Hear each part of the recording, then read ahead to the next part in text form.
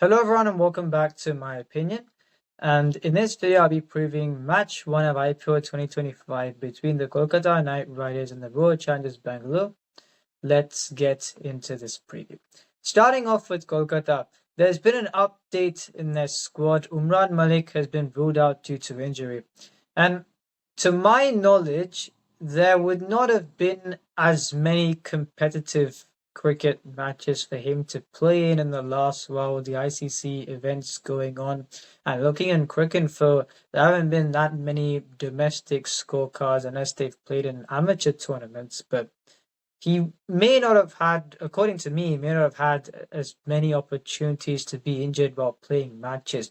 So if you're getting injured when you're not playing too much cricket, yes, he bowls at a high speed, he can bowl at above 150, and such paces do pick up injuries. But I find it surprising that he's picked up an injury when, logically speaking, there may not be as much of an opportunity for him to do so, at least from playing competitive cricket. I'm happy for Chetan Sakaria. They've picked him up. He's a very good bowler. He's played for India, and I'm surprised that when he has been sold to teams, they haven't played him, or he has gone unsold as well. Is he a like-for-like backup for Umran Malik? No, he's someone who bowls in that 130 to 135 range, unlike Umran Malik, who can bowl in the 150s. But he's a quality bowler. The dynamic will change, yes, but I feel he's a quality bowler. And regarding the 11, I'll be naming two 11s. One, what I would go for, which is the same as the 11 I'd suggested in my preview video. And secondly, what I think they will go for. Regarding what I will go for, I've gone with Quinton de Kock and Sunil Narayan to open the batting, Ajinkya Rahane number 3, Venkatesh at 4, Rinku Singh 5, Roman Powell 6, Andre Russell 7, Ramandeep Singh 8, Vaibhav Arora 9, Harshit Rana 10, and Varun Chakravarti 11. Impact sub being Chetan Sakaria. Now, looking at this top four, I think this will be Kolkata's major weakness throughout the season because Quinton de Kock, slowly he's been reducing the amount of times he plays in the most competitive leagues, and apart from the CPL of last year, he has not been in form in whichever league that he has played in. Sunil Narayan, apart from the IPL, he's not scored runs in any league. And the IPL is the best league, yes, but if other leagues, teams in other leagues are able to strategize to inhibit Narayan's run scoring, and yet in the best league, you are letting him score as many runs, have this much of an impact, then you've got to introspect as far as how your strategies are going. And that's why it may be good for Kolkata, it may be good for Narayan, but I don't think it'll be great for the league if he goes and scores runs again this year.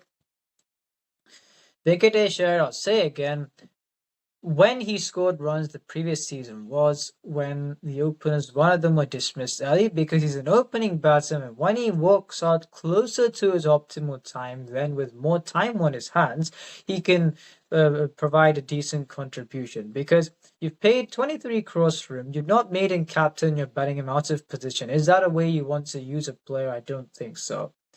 And Ankush Raghuvanshi, in my view, unless and they will persist with Narayan up top, meaning I don't think Ankush Raghuvanshi can get a game. Because if they play Narayan, you've got to play a keeper as the other opener. You've got Quinton de Kock, Ramanullah Gurbaz, and Lubnit Sisodia. So I don't think Ankush Raghuvanshi can get a game because Ajinkya Rahane has been made captain. And they should play Rovman Powell because if they play Anrik Nokia, which I think they will do, it will weaken their bowling and will weaken their batting. Because in this case, you've got 4 gun finishes in Rinku Singh, Rovman Powell, Andre Russell, Ramandeep Singh. As an impact side, you can bring in Chetan Sakaria, and you've got other bowling options as well around the 5 frontline bowlers. And with what I think they will go with, they will play Anrik Nokia, and you have one less batsman. You got Ramandeep Singh at 7 rather than number 8. Are you strengthening your bowling by bringing in Nokia? No, because of how his action is. Since injury, they've not rectified it, so he's picking up injuries and he's going for runs when he bowls. So, Anrik Nokia in this side, is he going to be someone who's going to elevate the output of the bowling attack? No. And I said this before, where if you're looking at their squad, if they don't play Rahman Pau, who's that Indian finisher they've got? But Amandeep Singh, there's no one. You've got Anukul Roy, who's a bowling all-rounder. And if you bring him in as an impact sub, pretend, is he going to provide the power hitting of Rahman Pau? No. And you've already got 5 frontline bowlers. You've got Venkatesh who can bowl 1 over, Amandeep Singh can bowl 2.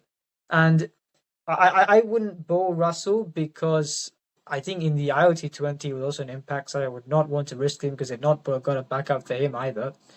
And you've got Titan Sakaria as an impact sub you can use. So is Anukul Roy going to elevate the output again with the ball? No. And is he a power hitter with the bat? No. So I feel they'll be weakening their combination with the bat and the ball if they play Anrik Nokia, but they unfortunately may go with the incorrect combination. And now for RCB. I spoke about a replacement player for Kolkata, and depending on Jacob Bedell's fitness, I've recommended this for the Delhi Capitals as well. I think they should sign Johnny Bairstow, who would add that imposing nature to their batting lineup. They have to take a call depending on Jacob Bedell's fitness. And I've gone with the same 11 that I went with in my preview. This 11 being Phil Salt, Virat Kohli, Devdutt Padikkal 3, Rajat Patidar number 4, Liam Livingston 5, Jitesh Sharma 6, Ronald Pandya number 7, Romario Shepherd 8, Bhuvneshwar Kumar 9, Nuwan Tushara 10, and Yash Dayal number 11. Now, this may have been a surprise, but I'd say again, I would play Nuwan Tushara ahead of Josh Hazelwood. They may look to go with it for experience. They probably would do. He's got a great reputation, yes. However, especially at this venue when the most productive times as a batting side is in the power play and at the death. Now, with the lengths that Josh Hazelwood bowls, Quinton de Kock is someone who likes to play the pickup pull. If he gets 1 or 2 boundaries away, has Josh Hazelwood got that repertoire to bounce back? Has he got a quick bouncer, for example? Where Quinton de Kock, it depends. He's not someone who you'd associate as much as others to charge down the track. But as an example, where if you've got someone who likes to charge down the track, has Josh Hazelwood got that quick bouncer as an option? No. And what I'm saying this because if you do maneuver the field off his bowling and you pick up boundaries, I still don't feel he's got the options to bounce back and curtail the runs, especially at a venue like this where I've said at the power play, that is the best point for a batting side to get runs, and Josh Hazelwood is not a death bowler. They should finish his quota before the death. And how many new ball bowlers are you going to play? Because Bhuvneshwar Kumar, Yash Dayal bowled 3 overs in the power play the previous year, and Josh Hazelwood, that means we're only able to bowl 1 over, and then in the middle at this venue, you shouldn't get bogged down as a batting side, but you should also not lose wickets. Now, Hazelwood can play the economical role in the middle phase, and I feel if you bowl him up before the death, then you'd still have decent figures. The reason why I'd play Nuwan Tushara is because, and we've seen this happen for the last few matches now, I'm a fan of this bowler, but whenever Bhuvneshwar Kumar has come up against Andre Russell in recent times, he has gone for runs. So is he going to be your lead bowler or the death bowler in this case? No. As an impact sub, they've got an option of bringing in Rafiq Salam. Now, he did well the previous season, but you still don't know when you're bowling to the finishing core of KKR to play the correct combination, which is why Nuwan Tushara can bowl the starts and at the death, and I feel they can reserve overs for him at the death when you've got Bhuvneshwar Kumar and Yash Dayal to bowl up front. Nuwan Tushara can maybe bowl 1 over on the power play, then you can bowl him and Rafiq Salam if required at the death, depending on who your impact sub is going to be. Because if they look to get in Suyash Sharma, I don't think that wicket-taking threat is going to be elevated, because he can be a bowler who, he's someone who bowls the fuller lengths, for example, gives a ball more air than the other spinners in this RCB side, and have not got many of them. However, because of the inexperience, will he be as effective? I don't know. Kunal Pandya is a very good defensive bowler, but he won't run through teams even on a turning track. And Liam Livingston has not been containing runs or picking up wickets when he has bowled. So, I feel they should play Tushara ahead of Hazelwood, but they may resort to Hazelwood because of experience. But something which they especially should do is they should play Romario Shepherd ahead of Tim David, because when I already said the fast bowling is suited to bowl in the power play, not outside of that. You've not got wicket-taking spinners. So in this case, you've got at least two of Romario Shepherd where you can manage with. And then at number 8, if he walks out, if you need, let's say, a lot of runs in the last 5 overs, if Romario Shepherd is there, you've still got some hope. So he can add that dimension to your side. Instead, they will play Tim David. He's not been in form wherever he's played, and he won't add that the 2 overs of bowling that you can expect from Romario Shepherd. I feel Romario Shepherd's primary skill is batting, but in a worst case scenario, you can sneak 2 overs of him in. You cannot sneak 2 overs of Tim David at the IPL level. So I feel they should play Romario Shepherd, but I unfortunately think they won't do so. And now when comparing the 11s, now what I'll do here is I'll compare the 11s that I've suggested, and then I'll compare what I think they will go with. So starting off, the top 4 who can get to at least that 55-60 in the power play at this venue. For KKR, you've got Quinton de Kock, Sunil Narine, Ajinkya Rahane, and Venkatesh Iyer, compared with Phil Salt, Virat Kohli, Devdutt Padikkal, and Rajat Patidar. For KKR's top 4, is it a top 4 that provides a sense of reliability? No. As I said, Quinton de Kock has not been in great form in the last while, and apart from the CPO of last year, you saw he played in the Big Bash after the World Cup, didn't do anything there. Then he played in the SA20 in the last 2 seasons, hasn't done much. He's been playing around with his batting position as well. So what kind of confidence will he be in? What kind of attitude will he bring? I don't know. Sunil Narine, as I said, hasn't scored runs apart from playing in the IPL. Rahane has been in good form, is in good confidence, but he's not a power. So then you got Venkatesh Iyer playing out of position, so RCB have got the edge there. And now in the middle overs, where you shouldn't get bogged down, but you shouldn't lose wickets. For KKR, you've got Ajinkya Rahane, Venkatesh Iyer, and Rinku Singh, who can take things forward in a risk-free manner. Then you've got to finish at the end. For RCB, Devdutt Padikkal, Virat Kohli, if he bats past the power play, then you've got Rajat Patidar. Apart from that, Liam Livingstone, explosive. Jitesh Sharma, explosive. Krunal Pandya is not someone who plays at a great strike rate. Romario Shepherd, explosive. So I feel KKR got the edge there.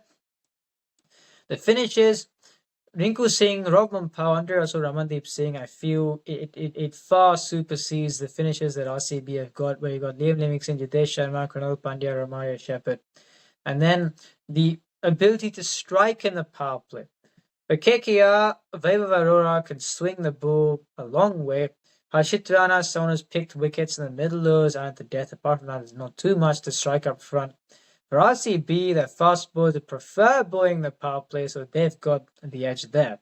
And then when bowling at the death, you've got Nuwan Tushara. If he does play, then you could maybe bring in impact sub Rafiq Salam. For KKR, Harshit Rana can bowl at the death. They may look to bowl 1 over of Chakravarti and Narine if need be, if they want to use some of the all-rounders in the middle phase to make up the overs. But I feel death bowling for both these sides is not their strongest point.